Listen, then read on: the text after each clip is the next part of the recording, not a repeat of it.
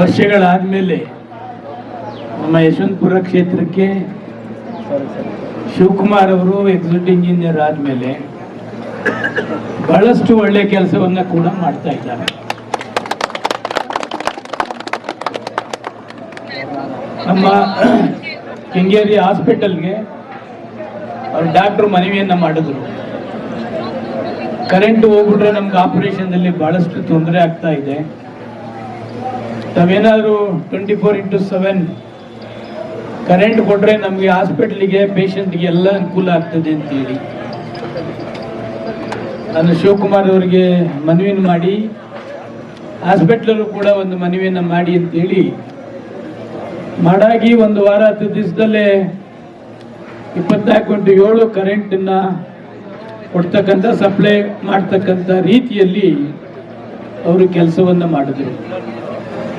ಅದಾದ್ಮೇಲೆ ನಮ್ಮ ಡಯಾಲಿಸಿಸ್ ಕೇಂದ್ರದವರು ಕೂಡ ಫೋನ್ ಮಾಡಿದ್ರು, ಕೆಂಗೇರಿ ಹಾಸ್ಪಿಟ್ಲಿಗೆ ಕೊಡಿಸಿದ್ದೀರಿ, ನಮ್ಮ ಡಯಾಲಿಸಿಸ್ ಕೇಂದ್ರಕ್ಕೂ ಕೂಡ ತಾವು ಕೊಡಿಸಿದ್ರೆ ಅನುಕೂಲ ಆಗ್ತದೆ ಅಂತೇಳಿ ಅದನ್ನು ಕೂಡ ಅವರಿಂದ ರೆಪ್ರೆಸೆಂಟೇಷನ್ ಕೂಡ ಕೊಡಿಸಿದ್ದೇನೆ. ಅಲ್ಲೂ ಕೂಡ ಇದು ಒಂದಲ್ಲ ಎರಡಲ್ಲ 100 ಕಾರ್ಯಕ್ರಮಗಳನ್ನ ಮಾಡ್ತಕ್ಕಂಥ ಒಬ್ಬ ನಾಲೆಡ್ಜ್, ಒಬ್ಬ ಕಮಿಟ್ಮೆಂಟ್ ಇರ್ತಕ್ಕಂಥ ಒಬ್ಬ ಎಕ್ಸಿಕ್ಯೂಟಿವ್ ಇಂಜಿನಿಯರ್ನ ನಾನು 14-15 ವರ್ಷ ಸರ್ವಿಸ್ನಲ್ಲಿ ಮೊದಲನೇ ಬಾರಿಗೆ ನೋಡ್ತಾ ಇದ್ದೇನೆ. ಅವರಿಗೆ superintendent engineers, chief engineers, assistant executive engineers, assistant engineers, ನಮ್ಮ ಕ್ಷೇತ್ರದಲ್ಲಿ ಅವ್ರದೇ ಟೀಮ್. ಅವ್ರೇನು ಹೇಳ್ತಾರೆ ಅದನ್ನ ಕೂಡ ನಾನು ಕೂಡ ಅವರಿಗೆ ಸಪೋರ್ಟ್ ಮಾಡ್ಕೊಂಡು ಬಂದಿದ್ದೇನೆ. ಇಂಥ ಅಧಿಕಾರಿ ಈ ಭಾಗಕ್ಕೆ ಬೇಕು ಅಂತಂದ್ರೆ ನಾನು ಮಾತನಾಡಕ್ಕೆ ಹೋಗ್ಲಿಲ್ಲ, ನನಗೂ ಬೇರೆ ಬೇರೆ ಇನ್ಫ್ಲೂಯೆನ್ಸ್ ಬರ್ತದೆ.